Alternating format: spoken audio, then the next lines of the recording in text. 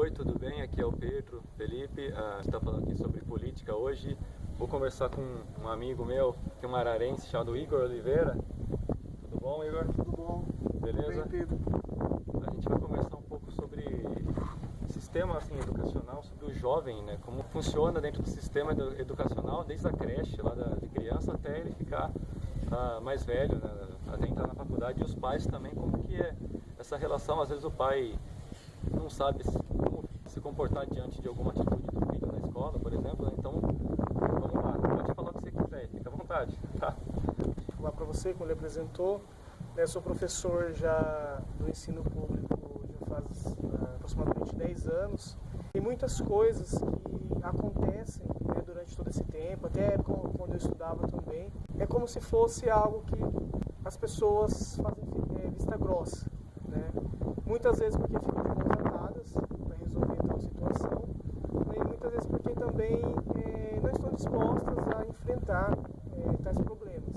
Eu, como professor e defensor de uma educação de qualidade, muitas vezes tem que ter alguns tipos de posicionamentos dentro da escola que vá contrário, né, aos comportamentos assim, que já estão enraizados, né, no meio das crianças, dos adolescentes e dos jovens.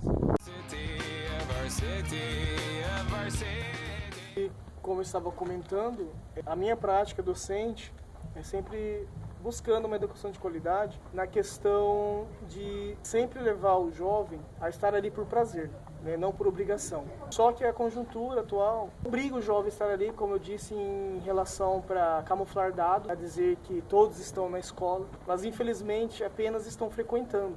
E a escola pública, né, como o nome já diz, é público, é para todos, mas eu acredito que seja para todos que querem estar ali. E muitas vezes, né, cada vez mais está crescente a obrigatoriedade da escola em segurar um adolescente, né, um jovem infrator, né, que cometeu aí crimes, foi penalizado. E esse jovem, ele não é trabalhado para ser inserido novamente na escola, né, junto com os outros alunos que ali estão, que muitas vezes não conhecem esse mundo, né, mas acabam sendo influenciados por estar presente com um tipo de jovem assim. Eu acredito que a educação é libertadora, às vezes de um momento em que esse indivíduo ele entenda porque ele está ali, e não apenas porque ele está confinado ali para ficar ali e pronto, acabou. Então muitas coisas ruins, vamos dizer assim, acontecem em relação à violência mesmo, quero dizer aqui, né? Principalmente em relação à violência verbal, violência física, é por causa disso. O jovem ele está ali obrigado para que se transmita o dado de que eles estão na escola, né? Pois ultimamente o que está importando para o governo é a frequência e não é o rendimento. Então esse é um fator bem determinante no meu ponto de vista, né, como docente durante esse tempo, para que continue sendo assim desvalorizado o ensino escolar. Os jovens, né, estão cada vez mais valorizando a agressividade, a falta de conhecimento, a ignorância. Eu sempre tento, em todas as minhas aulas, assim, conversar com eles em relação ao quanto é bonito e importante que você seja uma pessoa culta, uma pessoa com conhecimento, uma pessoa que desenvolva a inteligência, né, para coisas que são boas, para ajudar o próximo, né, para prosseguir com os estudos. Isso vai auxiliar numa sociedade melhor, né, com melhores escolhas. E tudo está envolvido, tudo está interligado. Só que por várias também influências externas, como principalmente a mídia, o que eles costumam assistir, o que eles costumam acompanhar em relação a toda a produção que nós temos aí, musical, cinematográfica, né? Também influencia no comportamento atual e que está desvalorizando cada vez mais aquela pessoa que seja culta, que tenha conhecimento, né? Que pratique a solidariedade com o próximo. E por que eu falo da solidariedade? Porque tem questão dentro da sala de aula. O jovem que não quer estar ali, ele quer levar com ele as outras pessoas, por bem ou por mal. Então ele desrespeita o professor, desrespeita os funcionários da escola, desrespeita os colegas que estão ali, que querem aprender, ter uma educação de qualidade. Já com tantos problemas que nós temos de infraestrutura, né, de materiais e da própria organização escolar. E mais essa situação, como eu falei, que a escola é obrigada a ficar com esse indivíduo, mesmo ele sempre falando que não quer estar ali, né? Que o objetivo dele é não estar ali dentro, que para ele ali não tem nenhum sentido estar. A escola tenta de todas as formas orientar, né? Mostrar o caminho, mostrar uma nova realidade, uma forma de pensar e de agir diferente. Então não existe a desculpa de que a escola não orienta, a escola não dá a possibilidade. Dá, na medida do possível, a escola está preocupada com isso, em dar um novo rumo, um novo sentido à vida do indivíduo. Mas como eu falei, a partir do momento que o indivíduo ele não se decidir usufruir, né, dessa oportunidade de estar ali, coisas vão continuar do jeito que estão e cada vez mais piores. E é um dos pontos assim que eu quero frisar mais aqui. Bom, então o que eu consigo enxergar do que você está falando aqui, que falou até agora, é que o governo ele tem assim os artifícios, as ferramentas até um pouco para mudar essa situação. E principalmente aqui no estado de São Paulo, né, a gente vê esse sistema aí de aprovação automática e até um sistema educacional muito rígido, um sistema rígido, né? Até a gente vê assim a cantar o hino nacional todo dia lembra um pouco assim a educação no regime militar, né?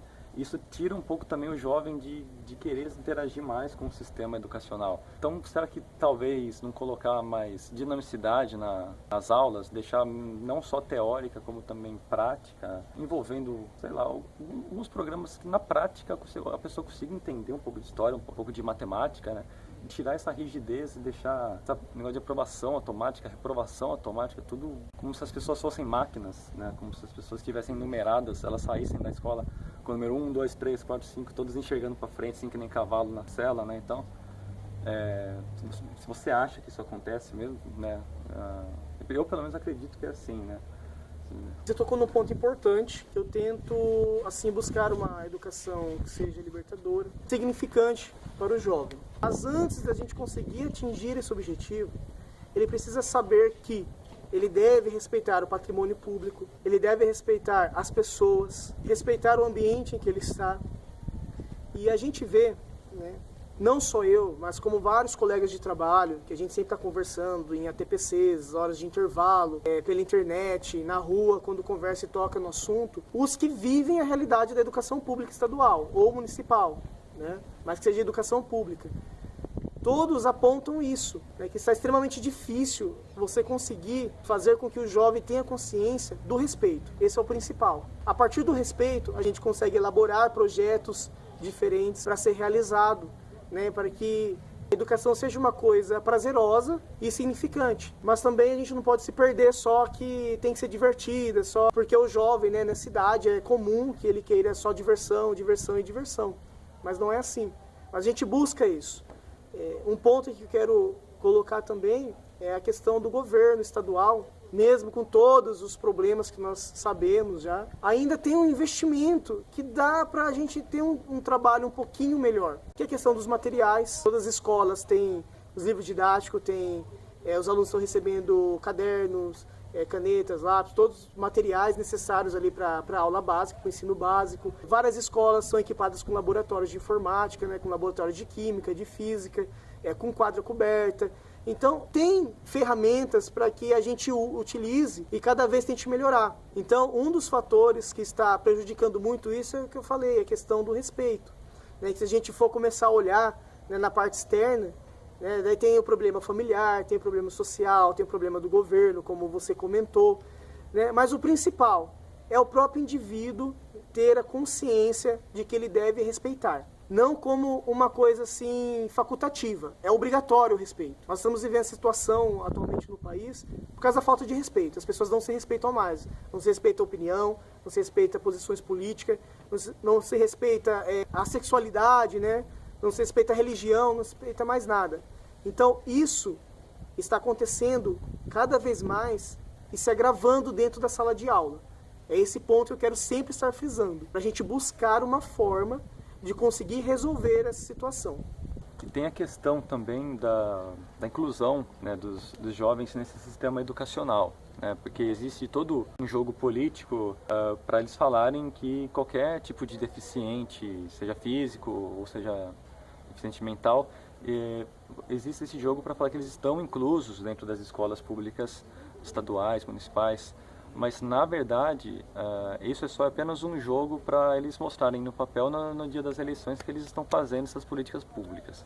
Porque o que acontece, na verdade, né, você pode até confirmar comigo, explicar melhor depois, é que esses jovens eles entram nas escolas e acabam não tendo respaldo para se manterem nela, para continuarem, não tem um apoio pedagógico e faça a adaptação dessa criança dentro desse sistema educacional. Temos a palavra igualdade, né, atendida. Já tem um caminho muito grande para chegar até lá, porque essa realidade ela não é atendida e às vezes não sei se é por questão de má política mesmo ou se questão de é um gasto que o governo acha que não precisa acontecer, porque no papel já está uma coisa dita e na realidade outra. E nós temos aí muitos exemplos de casos, inclusive em Araras, né, em outras, que isso reflete de como é em todo o Brasil. Você tocou num ponto extremamente importante, que é temas também de algumas discussões minhas, que é a questão da inclusão mesmo do deficiente físico, deficiente mental, que necessita de um profissional que esteja acompanhando ele ali. Não simplesmente ele ser colocado lá dentro da sala de aula e dizer, opa, ele está em igualdade com os outros. Que na verdade ele fica excluído, mais ainda se ele estivesse em uma outra instituição, né, que o foco fosse realmente esse, né, de tratamento. Eu defendo que ele tem que estar no meio, sim, ali dos alunos, mas com um profissional acompanhando. O deficiente físico não tem nenhum tipo de problema, assim, em relação à sociabilização. Mas o que tem alguma deficiência mental, ele precisa de cuidados especiais. Porque eu já estive em escolas de alunos que tinham problemas de agressividades, assim, e apenas ficava com uma cuidadora. Dava lá um momento, lá ele começava a ser agressivo e agredir quem estivesse ao redor dele e não tinha o que fazer, porque tomava remédios fortes, né, para mantê-lo calmo, mas muitas vezes pode ser que não funcione, né, direito para que essa criança ficasse ali, né, de acordo com as regras da escola, conforme como deve se proceder ali dentro daquele local. Isso é um risco tanto para essa criança como para as outras. Assim eu retomo também a questão do adolescente, o jovem infrator, que também já estive em escolas, né, já dei aula em mais de 30 escolas estaduais, e tinha vários jovens que foram presos, né, por causa de alguma infração, mas como por causa da menor idade. Então eles são colocados novamente na escola, como se tivesse resolvido tudo. E eles continuam ali praticando a mesma coisa. Mesmo que você chame para conversar, você tente criar um ambiente de amizade, um ambiente amigável, né? Um ambiente receptor, mas não, a prática dele é continuar fazendo o que ele fazia e que tira o direito do outro de aprender. A partir do momento também que ele está tendo alguns tipos de prática, ele sabe que não deve ter, porque ele tem que respeitar o outro que está ali estudando, então ele está cometendo também um tipo de crime, ele está impedindo o outro de ter uma educação de qualidade. Tive recentemente experiências assim de professores que foram agredidos verbalmente, né? Só não foram agredidos fisicamente porque outras pessoas puderam impedir. Então, tem a questão do bullying também, né? Isso, tem a questão do bullying também. Geralmente esse adolescente, ele é o líder da sala, ele é o líder da escola, né? O líder negativo que a gente fala, porque ele induz os outros a praticar o que ele está praticando para não sofrer sanções por ele. Né, que é agressão física fora da escola, ou dentro da escola mesmo, ameaças.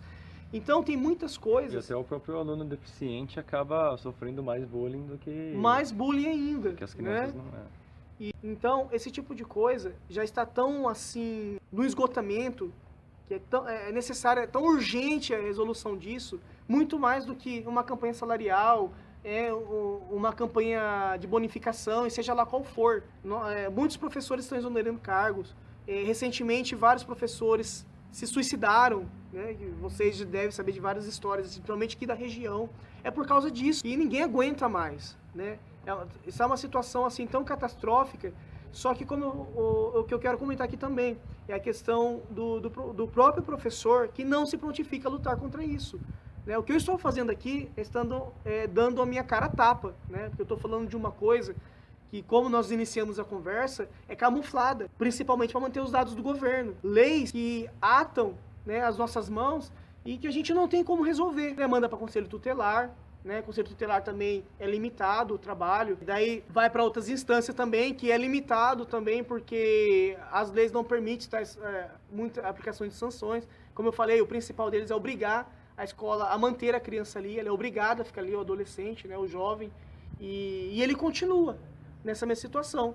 É raro as histórias que teve uma mudança de comportamento. É raro isso. E então todos esses pedagogos aí, demagogos, né, que eu falo, que escrevem livros, estão atrás de uma mesa, né, de uma escrivaninha, que nunca pisaram o pé numa escola realmente problemática, com todo esse tipo de problema que eu estou elencando aqui, que são os piores problemas que a escola enfrenta, são esses. Não é infraestrutura, não é falta de merenda, não é falta de material, não é salário de professor. O principal é a violência vindo do desrespeito total. Aí, como eu falei, se a gente for analisar o externo, o exterior, tem a questão da família, né, desestruturada hoje. Hoje não tem mais o pai e a mãe, ou mora com a mãe, ou mora com o pai, mas o pai precisa trabalhar, a criança não tem apoio, né, não tem respaldo, ou mora com a avó, com a tia, ou não mora com ninguém, ou tá numa casa, lar, né, adotivo, que fica com essas crianças. Então, são tantos problemas que envolvem, né, essas situações, que está assim criando um esgotamento total, principalmente o profissional, o professor. E por causa de muitas leis, como eu falei aqui, que atam as nossas mãos de tomar certas atitudes, né, que poderiam resolver pelo menos parte do problema, muitos professores estão adoecendo, né, estão afastamento, são muitos afastamentos, principalmente por problemas psicológicos, problemas de estresse. Aí depois esse tipo de problema desencadeia várias outras doenças. Então, esse vídeo aqui tem o objetivo de dar um grito de socorro, né? Para que você que esteja assistindo, que tenha realmente experiências de tudo isso que eu falei, não é pessoas que estão no ensino privado também, e acha que sabe o que acontece no ensino público, mas não passa por lá, não sabe. Muitos que estão no ensino público e no privado, no público leva com a barriga, no privado é um profissional de última qualidade. Então tem vários fatores assim, como elencado já, é de conhecimento das pessoas, mas é camuflado. E isso está gerando uma bomba, que cada vez mais está explodindo. Então é necessário urgente, né, que as pessoas que tenham ideias e soluções, como eu falei, não atrás de pedagogo e demagogo, que não adianta nada, são apenas teorias que na prática não funcionam em nada. Então a gente precisa urgentemente de soluções. Precisa de gente que quer resolver, que nem eu e você que estamos aqui agora, Isso. falando desse vídeo. Deve ter outras pessoas também que se importam com esses casos, né? E é atrás deles, e são pessoas que têm um alto poder, mas não tem uma equipe, né, para preparar todo esse tipo de mudança que o sistema educacional precisa, que já começou a mudar, que as pessoas já estão tendo mais consciência. É necessário um estudo muito aprofundado para saber o que acontece na cabeça do adolescente, do jovem, que ele acha que ele, dentro da escola ali, ele pode tudo. Eu falei, muitos deles, na rua, são outras pessoas. Dentro da escola, ele quer pichar, ele quer quebrar, ele quer desrespeitar, ele quer bater, ele quer dominar, ele quer comandar, mas tudo pro lado negativo, né? E muitas vezes, um ou dois que faz esse tipo de coisa, já contagia toda a sala de aula, toda a escola, ou todos os que estão ali reunidos para uma educação de qualidade, né? Buscando uma melhoria em conjunto, em sociedade. Às vezes a força é menor do que esses outros que estão ao contrário, né, de tudo isso que a gente busca. Então, novamente, né, eu quero frisar aqui que é algo que a gente precisa discutir, fazer movimentos em relação a isso, para que haja essa consciência que você falou e que essa consciência entre lá dentro da escola e não fique só fora, né? Não só lá na hora do protesto na rua, tá com a plaquinha lá, eu sou um aluno que estou aqui protestando sobre isso, sobre aquilo, mas dentro da escola tem outra prática. Então é necessário olhar para esse lado e tentar resolver urgente, porque senão nós ficaremos sem professores. Cada vez mais, que está se aposentando, muitos deles, outros, eu falei, exonerando, e não está entrando novos. Existe estudo de que o curso de licenciatura para professores é cada vez menor. Cada vez menor, isso é verdade. Cada vez menos né? professores, menos pessoas, aliás, procurando licenciatura. Então é isso, pessoal. Deu para ver que o trabalho é forte, vai ter que ter muito trabalho para a gente ter essa realidade que a gente tanto necessita, mas se você assistiu esse vídeo até o final, significa que você está interessado em ter mudanças para a nossa realidade. Isso já é muito bom, que aí quanto mais pessoas, mais equipe a gente tem para essa mudança, mais rápido ela vai acontecer. Então não esqueça de curtir o vídeo, compartilhar. O Igor também tem o Face dele lá, né? Igor Oliveira, eu sou o Pedro Feli. Comente também a sua opinião sobre... É muito importante o seu comentário. Isso, passe a sua experiência, o que você tem feito. Não vir com demagogias, né? Não vir com hipocrisias. Sim. Que esse é um dos grandes problemas também, né? Que pode ser tema para outro vídeo. Mas, a honestidade, né? Isso, a honestidade na situação. Não ter medo de cancarar a realidade, porque é isso que precisa. Então o objetivo desse vídeo é esse. Você compartilhar realmente a sua realidade, o que você pensa e o que você acha que deve ser feito. Para a gente montar um movimento e e tentar levar essa conscientização realmente ao jovem, né, aos pais, à comunidade, né, aos gestores principalmente, né, que atrás de uma mesa também, muitas vezes eles negligenciam lá o papel deles na escola, né, por ser mais cômodo deixar como Estado que tentar lutar para melhorar também. Como é que você acha que é na sua sala de aula? É muito importante saber quais políticas públicas a gente pode fazer para mudar essa realidade. Você é professor que vive essa realidade, você é aluno também que grita por esse socorro, contamos com você. Então, como eu já frisado, é muito importante que você compartilhe sua experiência, seja professor, seja aluno. Todo mundo é aluno, né? Todo mundo já foi aluno. Mesmo sendo professor, a gente é aluno da vida. Vai ser aluno. Tá, então, muito obrigado a todos e até mais. Tchau. Tchau.